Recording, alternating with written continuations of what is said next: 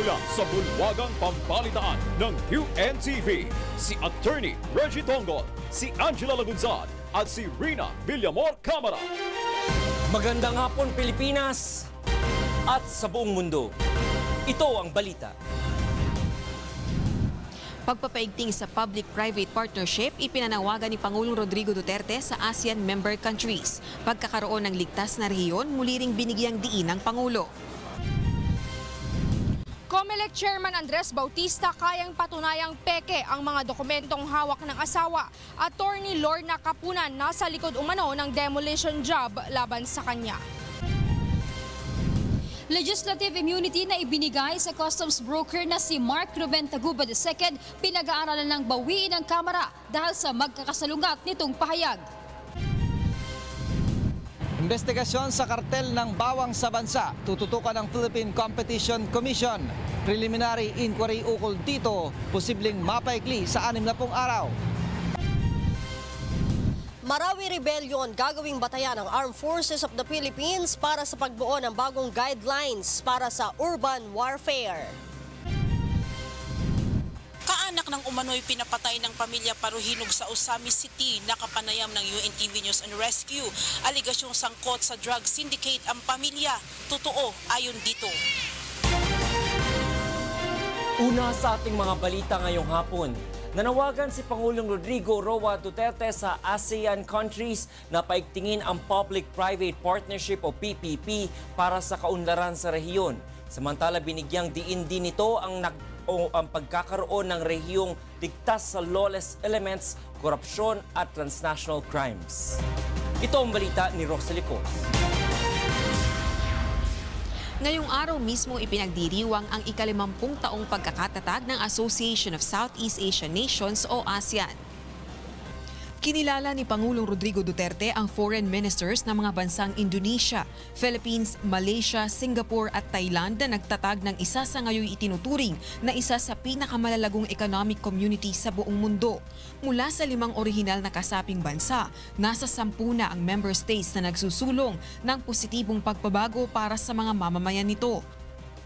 As we move forward, we must express our gratitude to those who have dared to dream of the impossible and made this real for us. On this day, therefore, we pay tribute to the founding fathers whose patriotism went beyond borders and whose idealism drew our nations and our peoples closer together. At upang ipagpatuloy ang nasimula ng mga founding father ng ASEAN, ipinanawagan ni Pangulong Duterte sa mga kapwa ASEAN member ang pagsusulong ng private-public partnership upang maiahon sa kahirapan ang kanilang mamamayan. Indeed, the ASEAN Business Advisory Council's Alliance for Prosperity for All is showing how the inclusive business model can help achieve growth of our MSMEs and our peoples in the grassroots. Ipinaalala rin ng Pangulo ang pangunahing layo ng pagkakatatag ng ASEAN, ang pagkakaroon ng maunlad at mapayapang pamumuhay para sa mga mamamayan.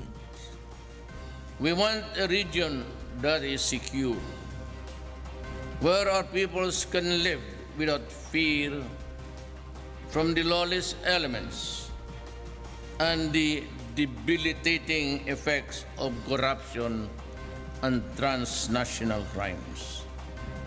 Rosalie Cos, UNTV News and Rescue, Pasay City.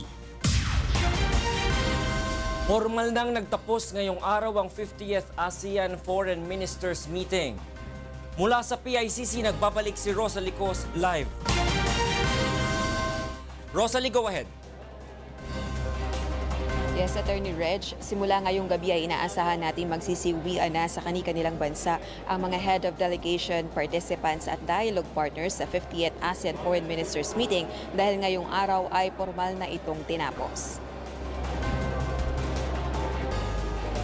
Sa 8 araw na ASEAN Foreign Ministers Meeting at ASEAN Regional Forum, ilan sa mahalagang pinag-usapan ay ang climate change, economic cooperation, counter-terrorism at ASEAN community building efforts. Kasama rin sa mga tinalakay ang pagpapatatag ng cooperation ng ASEAN sa ibang dialogue partners nito upang mapaigting ang information communication technology, humanitarian assistance and disaster relief, health, education, marine environment, leadership at people-to-people exchanges. Ini-adapt na rin ng ASEAN at China ang framework of the Code of Conduct at ito ang magiging batayan para sa negosasyon sa Code of Conduct hinggil sa issue ng maritime dispute sa South China Sea. Samantala bilang ASEAN Chair ngayong taon at sa nakalipas na 8 buwan, nagpasalamat si Pangulong Duterte sa suporta at partisipasyon ng ASEAN member states at dialogue partners. Nangako rin itong patuloy na makikipagtulungan sa mga stakeholder upang maabot ng ASEAN ang target nitong maging proactive, relevant at transformative community. Attorney Reg, kanina alas 5:30 nang matapos ang Grand Parade naman para bilang bahagi pa rin ng celebration ng pagkakatatag ng ASEAN at tatapusin ito mamaya sa pamamagitan ng isang concert sa Taguig City. Patuloy pa rin naman ang paghahanda ng pamahalaan para sa mas malaking event, ang 31st ASEAN Summit na isasagawa sa buwan ng Nobyembre kung saan mas maraming leader ng iba't ibang bansa ang darating sa Pilipinas. Yan muna ang latest live mula rito sa Pasay City. Balik sa iyo, Attorney Reg. Maraming salamat, Rosalie Cos, mula sa PICC. Pinag-aaralan na ng Kamara kung babawiin ito ang ibinigay na legislative immunity sa customs broker na si Mark Ruben Taguba II. Ito'y kasunod ng umaning magkasalungat niyang pahayag sa nakaraang mga pagdinig. Ito ang balita ni Grace Casin. Hindi kumbinsido ang mga mambabata sa tila paiba-ibang pahayag ng customs broker na si Mark Ruben Taguba II sa pagdinig kahapon sa Kamara. Una niyang pinangalanan at itinuro ang ilang mga opisyal ng Bureau of Customs na umano'y tumatanggap ng tara o suhol kaya mabilis niyang nailabas ang kanyang container sa Bureau of Customs na hindi na dumadaan pa sa physical inspection at verification. Subalit alas 10 kagabi, binawi nito ang nauna niyang pahayag laban sa mga tinurong opisyal. Nag-base lang ako doon sa mga nagte-text sa akin. Nung pinatayo po ako ni Congressman, kailangan ko po talagang magturo. Pinapaturo niya po ako. Ang pagkakatintindi ko po doon, yung department ang ituro ko na tumatanggap. Sa papel na ibinigay ni Taguba sa komite, ang mga pangalang Tita Nani, Jake, Jerry, Jojo, Joel, Jason, Mark, Maita at Sandra Omano ang nagtitext at tumatawag sa kanya upang ibigay ang tara na nasa halos 30,000 piso bawat container. Well, we need to review his statements kasi may mga konting inconsistency. Mukhang medyo nagbabago ang isip. Although I don't want to cast judgment kasi syempre hindi man ako expert. But if we discover that he's being inconsistent, then that's a strong grounds na i-revoke yung immunity. Samantala, nabanggit din ni Taguba kagabi sa pagdinig na sinabi sa kanya ng tinatawag niyang Tita Nani at Jake ang pangalan ng anak ni Pangulong Rodrigo Duterte na si Davao City Mayor Paulo Duterte. Gayunman, sinabi ni Taguba na maaaring nagagamit lamang ang pangalan ni Vice Mayor Duterte dahil chismis lamang ito sa kanya na umiikot sa BOC. Subalit sa isang statement, itinanggi ng presidential son ang pahayag ni Taguba at sinabing hindi dapat pinaniniwalaan ang walang basihang mga pahayag. Grace Casin, UNTV News and Rescue, House of Representatives. Nagsumite na ng kanyang resignation letter kay Pangulong Rodrigo Duterte si Bureau of Customs Import Assessment Service Director Milo Maestrecampo. Ito'y matapos siyang idawit ng customs broker na si Mark Taguba II sa mga umano'y tumatanggap ng payola sa BOC. At kahit pa nilinaw nito na hindi niya direktang kilala at inabutan ng pera ang dating Magdalo member, ay nabahira na umano ang kanyang pangalan. Bunsod nito ay minabuti na lamang niyang magbitiw sa pwesto bilang delikadesa at upang lubos na maipagtanggol ang kanyang karangalan. Handa rin aniya siya sa kahit anong investigasyong isasagawa kaugnay nito. Nag-umpisa na ang Philippine Competition Commission sa pag-iimbestiga kung may nangyari nga bang kartel sa supply ng bawang sa bansa. Ito ang balita ni Ray Pelayo. Naniniwala ang Philippine Competition Commission o PCC na sapat na ang 2 taon upang mapaalalahanan ng mga kumpanya at negosyante na sumunod sa panuntunan ng Philippine Competition Act.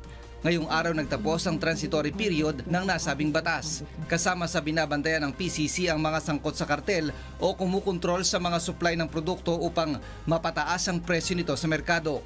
Ayon sa PCC, isa sa kanilang tututukan ngayon ay ang investigasyon sa umano'y kartel sa supply ng bawang sa bansa. May 70 araw ang ahensya upang magsagawa ng preliminary inquiry hinggil dito. Ayon sa PCC, posibleng mapaikli ito sa hanggang 60 araw. Ito ay dahil gagamitin nila ang resulta ng investigasyon ng DOJ sa umano'y kartel ng bawang noong 2014.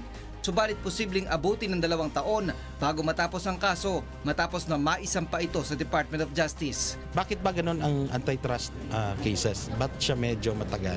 As I said earlier, para po kasi hindi siya yung police work, napupuntahan mo lang, tatanungin mo kung nakita, hindi nakita, no? Maaaring makulong ng hanggang 7 taon ang mapatutunayang lumabag sa mga batas ng kompetisyon at magmulta ng hanggang 250 milyong piso. Posible pa itong maging triple kung ang produktong naapektuhan ay mga pangunahing pangangailangan ng mga consumer tulad ng bawang. Noong nakaraang buwan ay una nang naglabas ng blacklist ang Department of Agriculture ng 43 importer ng bawang. Natuklasan ng DA na kaya tumaas ang presyo ng bawang dahil kakaunti ang supply sa merkado, na hindi naman dapat mangyari dahil sapat ang bilang ng binigyan nila ng import permit. Subalit hindi ito ginamit ng mga importers. 70,000 metric tons ang dapat sanang ini-import nila sa unang 6 na buwan ngayong taon, ngunit 19,000 metric tons lang ang kanilang iniangkat, kaya nagkaroon ng biglang pagtaas sa presyo ng bawang. Ray Pilayo, UNTV News and Rescue, Pasig City. Susunod sa ito ang balita. Ng umano'y pinapatay ng pamilya paruhinog sa Osami City, nakapanayam ng UNTV News and Rescue. Aligasyong sangkot sa drug syndicate ang pamilya. Totoo ayon dito. PNP-CIDG nanindigan na hindi nito kagagawan ang pagputol sa mga CCTV cameras at pagkapasabog ng granada sa bahay ng mga paruhinog. Investigasyon sa isinagawang raid ipapaubaya ng CIDG sa Internal Affairs Service. Parusa sa mga kolorum at abusadong taxi drivers sa NAIA, masihigpitan pa ng Manila International Airport Authority at Land Transportation Franchising and Regulatory Board.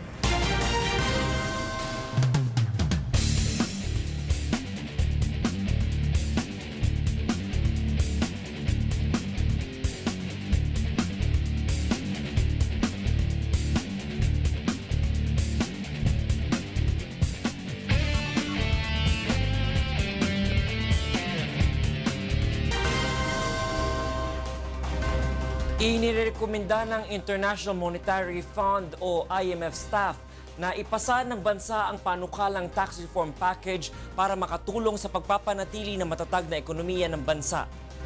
Ito ang balita ni Joyce Balancho.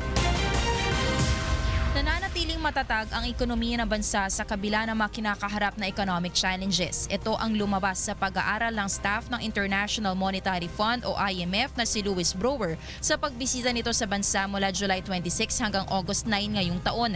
Para kay IMF staff, Mr. Brewer, maganda ang economic performance na bansa dahil sa 6.9% growth noong 2016. Bumaba rin anya ang unemployment rate o bilang ng mga walang trabaho sa Pilipinas habang dumami naman ang pumasok na investments. Bahagyang bumaba sa 6.4% ang economic growth ng bansa sa unang quarter ng 2017 dahil anya sa pagbagal ng public spending at epekto ng eleksyon noong nakaraang taon. Sa kabila nito, hindi naman umano nakaapekto sa mga pumapasok na investment sa bansa ang nangyayaring kaguluhan sa Mindanao.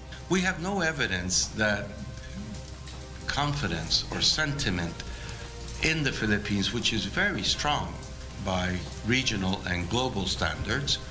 Both the private sector and the public sector have very ambitious plans to expand. We have no evidence that the confidence has been weakened because of any regional security events. Ayon pa kay Brewer, para mas gumanda pa ang economic performance ng Pilipinas sa susunod na taon, sinusuportahan nila ang plano ng Administrasyong Duterte na gumastos ng malaki sa infrastruktura. Nirerekomenda rin nila na ipasa ng Kongreso ang proposed tax reform bill na aniya magiging daan para mas lumaki pa ang pondo ng pamahalaan. It will generate resources for the authorities to expand priority investments in social services and infrastructure. It will provide insurance against a volatile international financial conditions. Makatutulong din kung isa sa batas ang right-sizing bill na layong gawing mas madali ang paggastos ng pondo ng gobyerno. Paglilinaw naman ni IMF staff Louis Brower, ang kanyang mga inihayag tungkol sa bansa ay preliminary findings pa lamang ng kanyang team matapos sila makipagpulong sa Governor ng Bangko Sentral ng Pilipinas, ilang government officials at ng pribadong sektor. Base sa findings na ito, gagawa pa siya ng report na isusumite sa Executive Board ng IMF para ipapruba. Joyce Balancio, UNTV News and Rescue, Pasay City. Batay sa initial report ng Philippine National Police Criminal Investigation and Detection Group o PNP-CIDG, hindi ang kanilang mga tauhan ang pumutol ng CCTV at nagpasabog ng granada sa bahay ng mga paruhinog sa Osamis City. Samantala, ipapaubaya na lamang ng CIDG ang investigasyon sa Internal Affairs Service o IAS. Ito ang balita ni Monokson.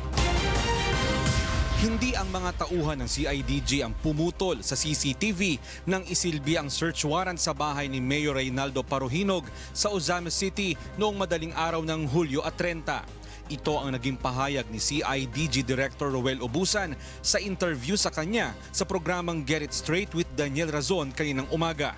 Sinabi ni Obusan na hindi sakop ng search warrant ang CCTV kung kaya't hindi nila ito pinakialaman.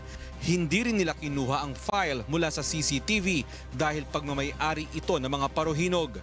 Naniniwala si Obusan na kung naputol man ang CCTV, ito ay upang maproteksyonan ang buhay ng mga pulis na nagsagawa ng raid. Pero yung pagkat hindi kasama sa strategy na overall. So, ispinido. Makikita mo yan during na pag nandun ka na, may kailangang gagawin ka. Kasi hindi mo naman nakita lahat ang factors during the planning stage. In the actual operation, may mga dumadating na factors beyond what is expected. Ayon kay Obusan, nakahanda ang mga paruhinog sa mangyayaring raid. Bagamat nag-surrender na ng kanilang mga baril ang mga ito, nakarecover pa rin ang mga high-powered firearms sa bahay ng alkalde. Inamin din ni Obusan na mayroong granada na sumabog sa compound. Subalit itinanggi na sa kanila ito galing dahil walang nai-issue na granada sa kanila. Kinumpirma ni Obusan na sinadya nilang sa madaling araw isilbi ang search warrant dahil delikado na gawing ito sa umaga, lalo na at tabing kalsada ang bahay ng mga paruhinog. Kung titignan mo yung bahay is malapit lang sa kalsada. Okay. Kung magkaroon ng pag-away o laban, alam agad. O ano, ang daming tao na baka matamaan. From the house, kalsada na. Baka so, nag-expect na kayo talaga ng laban? Hindi naman, Kuya Daniel, pero these are not ordinary criminals. We are fighting a hardcore one. Hindi na nagsagawa ng sariling investigasyon ng CIDG sa Osamis incident. Ipinaubaya na lamang nila ito sa Internal Affairs Service ng PNP. Nakahanda ang CIDG na sagutin ang mga katanungan ng IAS dahil nais rin daw nilang lumabas ang katotohanan. Inaasahan na ng CIDG na patong-patong na kaso ang ihahain ng mga paruhinog laban sa kanila. Subalit naniniwala ang CIDG na mismong mga ebidensya ang magsasalita na naging tapat sila sa pagsisilbi ng search warrant. At kung nagkaroon man ng gulo, ito ay dahil sa pagtatanggol nila sa kanilang sarili. Mon Hokson, UNTV News and Rescue, Camp Crame. Nakapanayam ng UNTV News and Rescue ang isang kaanak ng umunay pinapatay ng mga pamilya paruhinog sa Osamis City. Bagamat nakakahinga na ng maluwag dahil sa pagkakalansag umano ng ilegal na aktibidad ng pamilya paruhinog, may pangamba pa rin sila dahil hindi pa rin daw tuluyang nauubos ang mga paruhinog. Ito ang balita ni Weng Fernandez. Pinatotohanan ng isang kaanak na biktima umano ng pamilya paruhinog ang mga aligasyong kinasasangkutan ng mga ito, pangunahin ng illegal drug trade. Ayon kay alias Winnie, walang ibang salarin sa pagpatay sa kanyang kapatid na isa ring politiko kundi ang mga paruhinog. Pag ako'y namatay, hanapan niyo si Nova. Mention the name, Nova, Ardo. Ang tirador nila is Jimmy Chan, sina Halap, Ipok. Yan ang mga tao papatay sa kapatid ko. Bukod pa rito, may mga kamag-anak at kakilala rin daw sila na pinapatay ng mga paruhinog kahit pa mga tauhan nila ang mga ito. Nagpasalamat si alias Winnie dahil unti-unti nang nabibigyan ng hustisya ang mga naging biktima ng mga ito dito sa Osamis City. Pinatutuhanan din ni alias Winnie ang kawalan ng kapangyarihan ng mga pulis sa kanilang lugar dahil nasusuhulan ang mga dating hepe na napupunta dito. Very good, Espinido. He give justice for those people who were killed. He give justice lalo na for the whole Osamis City. Entire Osamis City. They get peace Osamis City. Totoo yan. Yung mga hepe, ma-bribe yun. Gusto pa nyo isama ko po yung isa? Oo, totoo yan. Oo, mayroon pang pakapin. Gusto mo itong katawan ko? Oo, totoo yan. Ang dami mga hippie, nagdaang mga hippie dito. Nakatikim sa kanya. Subalit nangangamba pa rin sila sa ngayon dahil may mga kamag-anak pa itong pinaghahanap ng batas. Okay lang mawala si Espinido sa aming lugar basta kayo patay na yung ardot na yan, mga tauhan na at saka si Aylord. O yan. Pag wala ng mga yan, 100%, 101%, kampante na kami. Kampante na kami. We can sleep peacefully. Dagdag pa ni alias Winnie na mahirapan ng makabangon ang mga paruhinog dahil sa nangyari sa kanila sa ngayon. Ibinulgar din niya ang iba pang iligal na gawain ng mga paruhinog tulad ng extortion. Yung mga malalaking tindahan dito, may protection racket sila, may protection money. Every month, they will collect money from those Chinese people for those big establishments in Osamis City. For example, Hill Enterprise, Unitap, Gaisano, Novo, yung malalaking mga tindahan dito. Samantala, patuloy na nadaragdagan ang mga nahukay na hinihinalang buto ng mga tao at mga gamit. Mayroon ding nakuhang posas, tali at garter ng brief. Weng Fernandez, UNTV News and Rescue, Osamis City. Mas hihigpitan pa ng Land Transportation, Franchising and Regulatory Board at ng Manila International Airport Authority ang parusang ipapataw sa mga kolorum at abusadong taxi drivers na nag-ooperate sa Ninoy Aquino International Airport. Ito ang balita ni Joan Nano. Pangkaraniwan ng problema sa NAIA terminals ang mga kolorum na taxi at mga driver na nangongontrata ng mga pasahero. Sa datos ng MIAA, umaabot sa 400 mga abusadong driver at 2 kolorum na taxi ang nahuhuli ng mga airport police kada buwan.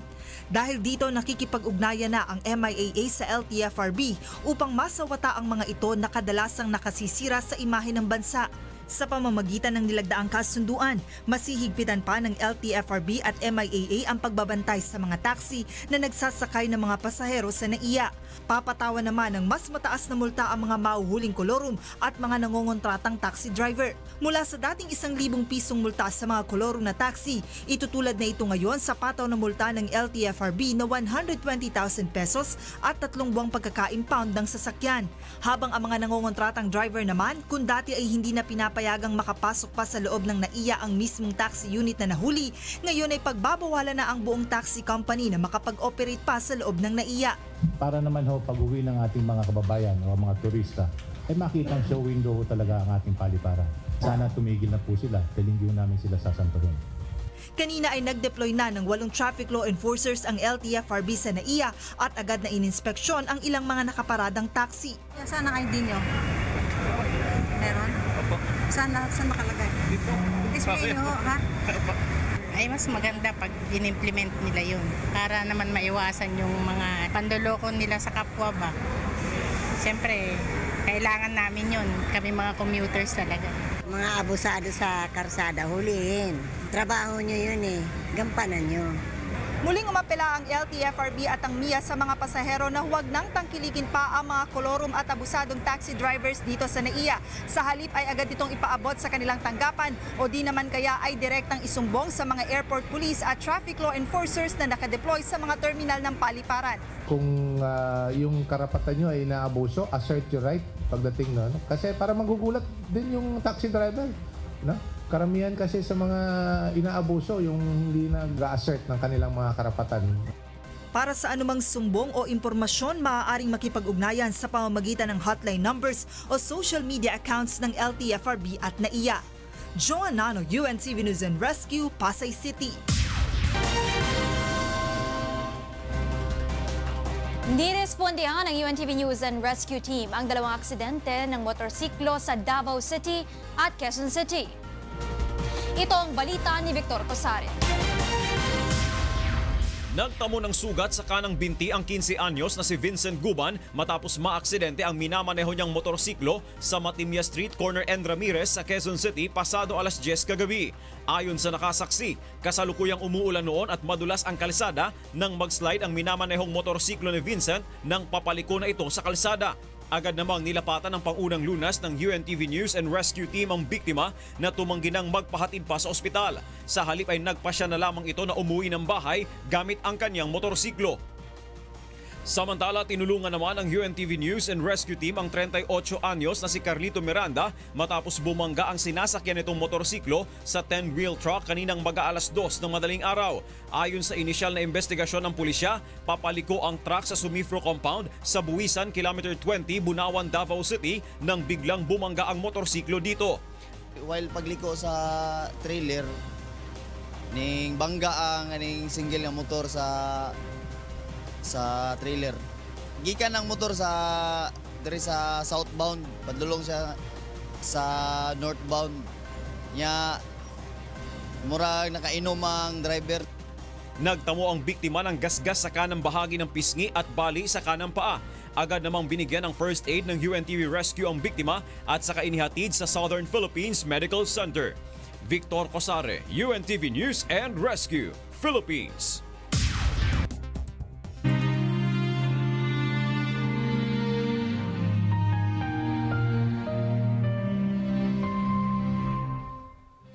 Dalawang 2,815 araw na po o mahigit 7 taon ang nakakalipas mula nang maganap ang malagim na Maguindanao Massacre. Ngunit hanggang ngayon ay naghahanap pa rin tayo ng katarungan sa mga biktima ng malagim na krimen. At sa tila madilim na hinaharap ng kaso, hindi po bibitiw ang UNTV sa labang ito hanggang makamit ang katarungan, hindi lamang para sa aming 4 na kasamahan, kundi sa lahat ng mga biktima ng karumal-dumal na pamamaslang. Susunod sa ito ang balita. Fire Command Operations Center inilunsad ng Bureau of Fire Protection NCR. Magkaibigan dating mga kampyon ng mga singing contest, ipinamalas ang kanilang walang kupas na tinig sa Wishcovery audition.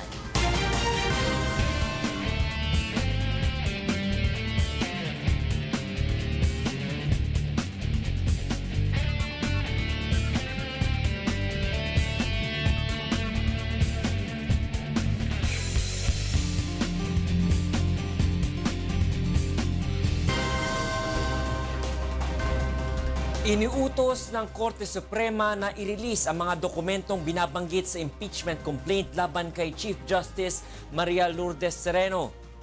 Ito ang balita ni Roderick Mendoza. Pinagbigyan ng Korte Suprema ang hiling ng mga complainant sa impeachment laban kay Chief Justice Maria Lourdes Sereno na makakuha ng kopya ng mga dokumentong binabanggit sa kanilang reklamo. 6 sa 7 dokumento ang pinayagang i-release ng Korte Suprema, kabilang na dito ang kautusan sa pagbuo ng Judiciary Decentralized Office at Regional Court Administration Office sa Visayas. Hindi pa pinapayagang i-release ang memorandum ni Justice Teresita Leonardo de Castro na kumukestyon sa pagkakatalaga sa hepe ng Philippine Mediation Center at pagbibigay ng travel allowance sa staff ni Sereno. Item number 7, referring to the memorandum dated July 10, 2017, remains a matter that is being internally deliberated by the court and thus cannot be released until the matter is resolved by the court and that. Sa kanilang sulat sa korte, sinabi ng Volunteers Against Crime and Corruption at the Vanguard of the Philippine Constitution Incorporated na minabuti nilang hingin ang mga dokumento upang wag na itong isabpina ng Kamara. Dati na rin umano itong nangyari noon sa impeachment kay dating Chief Justice Renato Corona kung saan ibinigay ng ASEAN Bank ang mga dokumentong sinabpina ng Kamara. Samantala, hindi bababa sa 20 dokumento naman ang hinihingi ni Atty. Larry Gadon sa Korte Suprema para sa ikalawang impeachment complaint na ihahain niya sa punong maestrado. Hinihingian niya ito ng ilang kongresista na nais mag-endorso sa kanyang reklamo. Hinihiling lang nila na mag-attach ako ng mga certified true copies ng mga issuances and orders na galing dito sa Supreme Court sapagkat gusto nila na mag-comply ako doon sa verification portion ng aking complaint na based on public documents yung allegations na aking complaint. Wala pang pahayag si Sereno tungkol sa iso at hindi rin siya nakisali sa pagtalakay sa hiling na ibigay ang hinihinging mga dokumento. Roderick Mendoza, UNTV News and Rescue, Manila. Sa ibang balita, bibigyang prioridad sa mababang kapulungan ng Kongreso ang panukalang batas para sa pagpapaliban sa barangay at SK elections. Target nilang maipasa ito sa lalong madaling panahon. Ito ang balita ni Grace Cassie. Kumpiyansa si House Committee on Suffrage and Electoral Reforms Chairman Congressman Sherwin Tugna na maipapasa nila ngayong buwan ang panukalang pagpapaliban ng barangay at sangguniang kabataan elections. Alusot na ito sa third reading. I just cannot speak on behalf of the Senate, but since there is good coordination between the lower house and the Senate, I believe there will be a almost similar bill on this particular issue. Sa All-Party Caucus kahapon, napagkasunduan na sa May 2018 na gagawin ng SK at barangay elections na nakatakda sana ngayong buwan ng Oktubre, habang ang mga kasalukuyang opisyal ng barangay ay mananatili pa rin sa kanilang posisyon. Plano na rin isabay ng mga mambabata sa barangay at SK elections sa May 2018 ang plebisito para sa panukalang pagbuo ng Bangsamoro entity. Una na rin sinabi ni Pangulong Rodrigo Duterte na problema pa rin sa droga ang dahilan kaya ayaw muna nilang ituloy ang eleksyon sa barangay at SK. Subalit tutol naman dito si Congressman Gary Alejano ng Magdalo Party List. After 1 year ng patayan, ng paghahabol sa mga drug lords and drug users and pushers, hindi pa ba sila nakontrol? Sa Lunes, sisimula ng talakayin ng Kamara ang pagpapaliban ng barangay at SK elections. Inaasahang dadalo sa pagdinig sa Commission on Elections Chairman Andres Bautista. Grace Casin, UNTV News and Rescue, House of Representatives. Kayang patunayang ni COMELEC o Commission on Elections Chairman Andres Bautista na peke ang mga dokumentong hawak ng kanyang asawa kaugnay ng mga umano'y itinatago niyang yaman. Samantala, malaki umano raw ang posibilidad na si Attorney Lorna Kapunan ang nasa likod ng demolition job laban sa kanya. Ito ang balita ni Aiko Miguel. Muling sinagot ni COMELEC Chairman Andres Bautista ang mga pahayag ng kanyang asawa. Una na rito ang hindi umano niya pagpayag sa hinihingi nitong 260 million pesos settlement na para naman anya sa kanilang mga anak. To me, it was really a pure money play on her part. She wanted 200 for her, 75 each for the children. That's 4 times 75, which is 300, plus the 2 Pacific units, which is 120. So that's where the 620 came from. Muli rin niyang iginiit na kaya niyang patunayan na peke ang mga dokumentong hawak nito laban sa kanya. Hindi rin anya totoong marami siyang bank account na naglalaman ng malalaking halaga. Malay ko ba kung ano yung dadala nila doon? But I can show to you already na marami na silang fine-fake. Dati pa. Malakas din ang paniniwala ni Chairman Bautista na may kinalaman si Attorney Lorna Kapunan sa biglaang paglantad ng kanyang asawa. Ayon sa poll chief, matagal na anya silang may hidwaan bagamat ayaw naman niyang idetalye kung ano ang pinag-ugatan nito. I had nothing to do with my wife retaining her, but neither did I have anything to do with my wife firing her. My issue was that it seemed to me that she had an agenda different from that of her client. Sina Bautista at Kapunan ay nagkasama sa PhilComSat POTC. Samantala, inamin ni Bautista na may mga referral fees na tinanggap siya sa Divina Law Office, ngunit walang kaugnayan sa kanyang posisyon sa COMELEC. Ilang beses naman namin sinubukang kunin ang panig ni Attorney Kapunan sa pahayag ng COMELEC Chairman, ngunit hindi siya sumasagot sa aming mga mensahe. Aiko Miguel, UNTV News and Rescue, Manila. Hindi pinagbigyan ng Korte Suprema ang petisyon na ipahukay ang mga labi ni dating Pangulong Ferdinand Marcos sa libingan ng mga bayani, kasabay na pinagtibay ng Supreme Court ang kanilang desisyon sa Marcos burial case. Ito ang balita ni Roderick Mendoza. Sa botong 10-5, pinagtibay ng Korte Suprema ang naunang desisyon na pumapayag na mailagak ang mga labi ni dating Pangulong Ferdinand Marcos sa libingan ng mga bayani. Hindi rin pinagbigyan ang hiling na Albay Representative Ed Selagman na ipahukay at alisin doon ang mga labi ng dating Pangulo.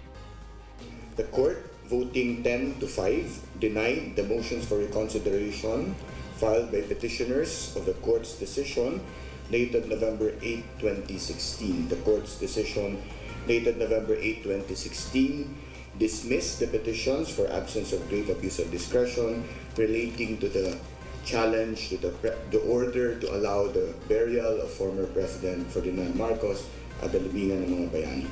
Hindi na nabago ang botohan sa desisyon na natiling tutol sa Marcos burial sina Chief Justice Maria Lourdes Sereno, Senior Justice Antonio Carpio at Justices Marvic Leonen, Francis Hardeleza at Alfredo Benjamin Caguiwa. Pabor naman sa desisyon ang tatlong appointee ni Pangulong Rodrigo Duterte. Nobyembre nitong nakaraang taon, inilibing ang mga labi ng dating Pangulo matapos i-dismiss ng Korte ang mga petisyon laban sa Marcos burial. Giit ng mga petitioner, hindi pa pinalnoon ang desisyon sa kaso kaya't hindi dapat nagmadali ang mga Marcos na ipalibing ang dating Pangulo. Dismayado naman ang mga petitioner sa desisyon at plano ni Congressman Lagman na maghain ng panibagong musyon. Samantala, kinilala naman ng Malacanang ang desisyon ng Korte Suprema bilang sagot sa lahat ng legal na tanong hinggil sa Marcos burial at matapos na rin ang debate hinggil sa issue. Roderick Mendoza, UNTV News and Rescue, Manila. Ipinakita ng Bureau of Fire Protection o BFP ang kanilang bagong state-of-the-art operational at tracking system. Ayon sa BFP, malaki ang maitutulong nito sa mas mabilis na pagresponde sa mga insidente ng sunog sa Metro Manila. Ito ang balita ni Joyce Balancio. Fully operational na simula ngayong araw ang Fire Command Operations Center o FCOC ng BFP National Capital Region. Ipinagmalaki ni Fire Senior Superintendent Wilberto Quanchu na isa sa mga nanguna sa paglulunsad ng proyekto ang state-of-the-art facilities ng FCOC. Aniya sa pamamagitan nito, mas mapapalakas ang monitoring capability ng BFP NCR at mas mapapabilis din ang pagre-responde ng mga bumbero sa mga sunog sa Metro Manila. Binubuo ang system ng 10-panel, high-end LED monitors, 10 sets ng computer at 4 na units ng Smart TV mula sa Philippine Chamber of Commerce and Industry. Binigyan din ng Metropolitan Manila Development Authority o MMDA ang BFP ng access sa kanilang mahigit 250 CCTV cameras para sa mas madaling koordinasyon sa iba't ibang syudad at munisipalidad. 24/7 ito mag-ooperate at mamandohan naman ng IT experts ng BFP. In terms of monitoring naman, ito po yung kasagutan. Although this is one only in the history of the BFP, ito lang po yung nag-isa, but this will help a lot for the entire metropolis.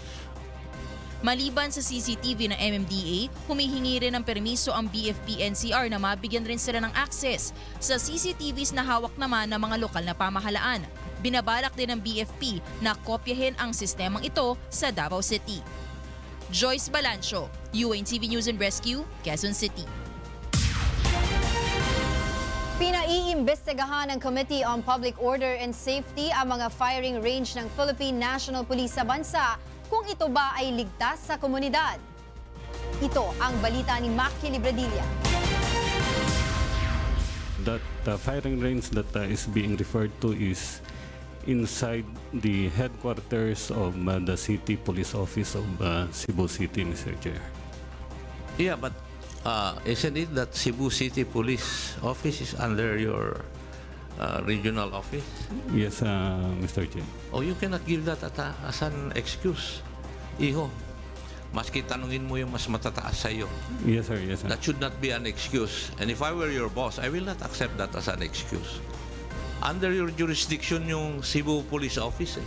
Ginisa ni Committee on Public Order and Safety Chairman Romeo Acop ang direktor ng Regional Office 7 na si Police Chief Superintendent Noli Talinio kaninang umaga. Ito ay dahil sa firing range sa regional office sa Cebu na kalapit lang ng public establishments gaya ng eskwelahan. Ayon kay Representative Acop, delikado ito sa buhay ng mga tao sa komunidad na malapit sa nasabing firing range. Dahil dito, pinaiimbestigahan na rin ng komite ang iba pang firing range ng PNP sa bansa upang matiyak na ligtas ito sa komunidad. Pati ang accreditation ng mga pistol clubs sa mga firing range ng PNP, pinaiimbestigahan din ng komite kung may regulasyon bang sumasakop dito.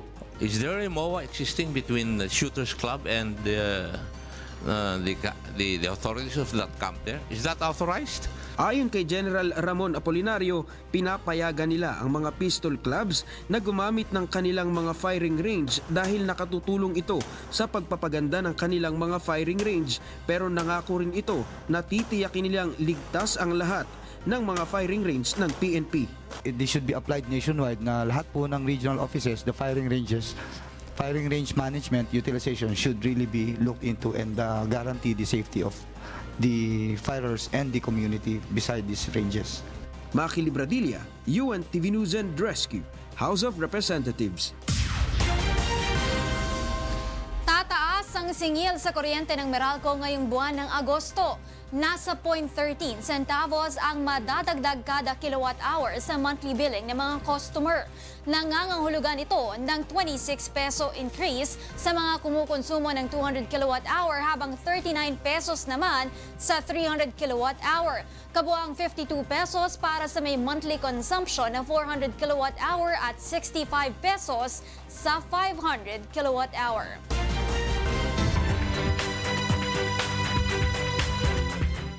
Mayong gabi, una sa atong mga balitang Promdi. Ipahingusgan pa sa mga otoridad sa Zamboanga Peninsula ang pagpangandam batok sa posibilidad nga mamahimong transient place ang rehiyon sa mga lawless elements susama sa mga taga-suporta o nahibiling miyembro sa Maute Group. Ini ang balita ni Dante Amento. Takri LAFP Joint Task Force Zamboanga keser kaya akaba el encuentro na Marawi por eso hindi sigon Elios ta ignora con el posibilidad que escohin na otro lugar na Mindanao el magatais na miyembro del Maute Group e otro pa lawless elements para hacer nuevo violencia. That's why we are busy preparing our grounds here in Zamboanga City that whatever will be the situation that may come after the Marawi incident will be prepared here. Ta pwede akorda LAFP yaabla kay posible tener retaliation ay ASEAN magasigidor itais ta mga miyembro del Maute. Aminado LAFP Joint Task Force Zamboanga kay uno con el bien pron ay genda estos el Zamboanga. Aparte con el cerca este na probinsya de Basilan y Sulu kay conocido territorio del mga Abu Sayyaf y junto con el Maute ya atacan a Marawi. El alrededor también del región es bien ancho oceano que puede hacer entrada y salida na lugar. Resentimiento lang tiene mga individual ya puede kuhin na lugar que takreman junto con el Maute. Actualmente, LAFP Joint Task Force Zamboanga ta conduci awareness campaign na mga barangay acerca con el mga nuevo individual ya liagan na lugar. Mientras tanto, ya asigura el Philippine Coast Guard que Recio Elios tabisya con el oceano na territorio de Zamboanga. Grande ayuda de STL ya obtener nuevo BRP Malapascua Multi-Role Response Vessel que primero ya usa na Maritime Patrol na Benham Rice e blocking force kontra con el Abu Sayyaf na Bohol.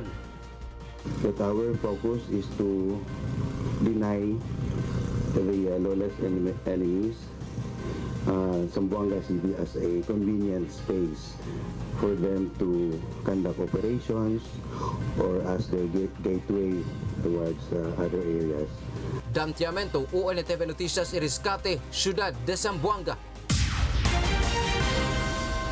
Kapin sa 200 milyones pesos nga balor sa mga proyekto ang gihatag sa Department of Agriculture sa mga mag-uuma og mananagat sa pipila ka probinsya sa Western Visayas karong adlaw. Kabahin niini ang Livestock Multiplier Farm nga gihatag sa Barangay Santo Domingo sa Nueva Valencia. Samtang usa ka rice processing center usab ang giablihan sa Cabano, San Lorenzo, Guimaras alang sa Guimaras Seed Multipurpose Cooperative. Gilauman ni Agriculture Secretary Manny Piñol nga pinaagi sa maong mga proyekto mapalambo hangtod sa 40% ang produksyon sa bugas ug uban pang agricultural products sa Guimaras. Sa laing balita, mas gipahugtan pa ang ginapatuman nga seguridad karon sa Davao Region alang sa umalabot nga pagsaulog sa Kadayawan Festival. Kini ang balita ni Dayan Ventura. Siyam kaadlaw bago ang Kadayawan Festival, nagpatigayon og joint maritime exercise sa Davao Gulf karong adlaw ang nagkalaing-laing ahensya sa gobyerno. Lakip niini ang Eastern Mindanao Command, Armed Forces of the Philippines, Joint Task Force Haribon, Tactical Operations Group 11 Coast Guard, Task Force Davao Marig 11 ug Davao Central 911. Tumong niini na mas mapakusgan pa ang seguridad di lamang sa yuta kundi sa kadagatan nga gikalangkuban sa rehiyon. And of course, ang habol natin dito is to check yung of course, readiness and preparedness natin, and at the same time, yung interoperability ng mga agencies natin involved with maritime security. Sa maong aktibidad, ipakita sa nagkalaing-laing matang sa armed forces ang ilang kapasidad sa pagresponde sa mga hulga sa terorismo. The exercise showing yung different capabilities ng ating mga agencies involved with maritime security and yung interplay nila, no, when performing missions regarding interdiction of lawless elements at sea, search and rescue, and at the same time interdiction sa land. Sumala pa sa AFP, sa karon wala pa sila'y nadawat ng mga hulga sa pagpanghisok sa pagsaulog sa Kadayawan Festival sa syudad. Dayan Ventura, UNTV News and Rescue, Davao City.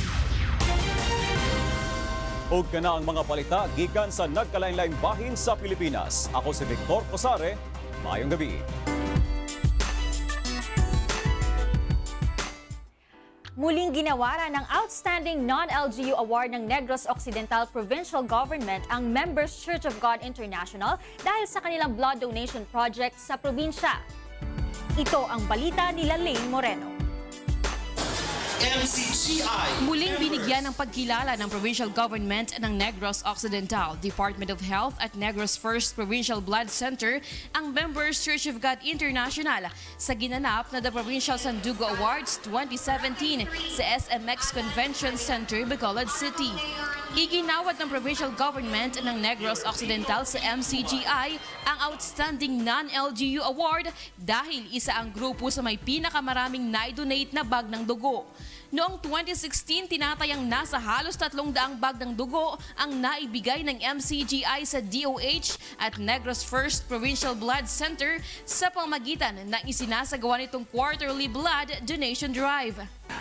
Iniisa sa aton nga move sa pagpapasalamat gid no sa aton mga blood donors no all throughout the province kag sa ayat tuman nga mga ahensya sa gobyerno kag ang non-government man nga mga agency nga institutions nga nagsuporta gid sa maayo sa sini nga programa kundi kita ka Ang Provincial Sandugo Awards ay isinasagawa tuwing ika-3 taon upang bigyang pagkilala ang mga grupo at individual na patuloy na sumusuporta sa voluntaryong pag-donate ng dugo upang makasagip ng buhay ng tao. Ito na ang ikalawang pagkakataon na napagkalooban ng Provincial Sandugo Award ang MCGI Negros Occidental Chapter. Ang bloodletting ay isa ito sa ginagawa po natin sa ating samahan na bilang public service na itinuturo po sa atin ni Brother Eli Soriano at ni Kuya Daniel Rason na tayo'y magpapatuloy na gumawa ng mabuti. Lane Moreno, UNTV News and Rescue, Negros Occidental. Ipinamalas ng magkaibigang Discovery auditionee ng mga dating pambato ng mga singing competition ang kanilang walang kupas na tinig. Narito ang aking report. Sa pagbisita ng Wish 1075 sa Cebu City para sa Discovery Audition, muling ibinahagi ng magkaibigang sina Nympha Gakay at Esterlina Umeldo ang kanilang talento sa pag-awit. Magkasamang sumasali sa iba't ibang singing contest ang dalawa mula pa sa kanilang kabataan. 48 years old na si Esterlina ngunit ipinakita niyang kaya niya pa rin makipagsabayan sa mga millennial sa kanyang pagbirit sa awiting Chandelier. Gonna swing from the chandelier, from the chandelier. Sunayan ko lang na kayang-kaya ko pa kumanta, kahit na may edad pa. Ibinahagi naman ni Esterlina ang kanyang sikreto ng kanyang walang kupas na boses. Hindi kasi ako umiinom ng yung mga alak, walang bisyo. Yun lang. Nagsilbing inspirasyon naman ang crowd favorite na si Nympha sa mga kapwa niya persons with disabilities. Don't make me close one more door. I don't wanna hurt anymore. Stay in my arms if you're there. Must stay in me. Ako na may kapansanan, huwag kayong matakot, huwag kayong kabahan. Ano lang tayo, pa-fight lang tayo kasi may pagmalaki tayo sa ibinigay sa Diyos. Sina Nympha at Esterlina ay kabilang sa mga Wish Covery auditionee na dumagsa sa Cebu City. Leslie Longbowen, UNTV News and Rescue, Philippines. At yan ang ating mga balita sa entertainment ngayong gabi. Ako po si Leslie Longbowen. Balik sa inyo, Attorney Reg, Angela Indrina. Maraming salamat sa iyo, Leslie Longbowen, at yan ang naging kabuuan ng ating balitaan ngayong gabi. Aming inilahad ng buong katapatan kung paano namin nasaksihan. Kayo po'y makapagtitiwala ng aming nakita at narinig ang aming ibinabalita. Magandang gabi!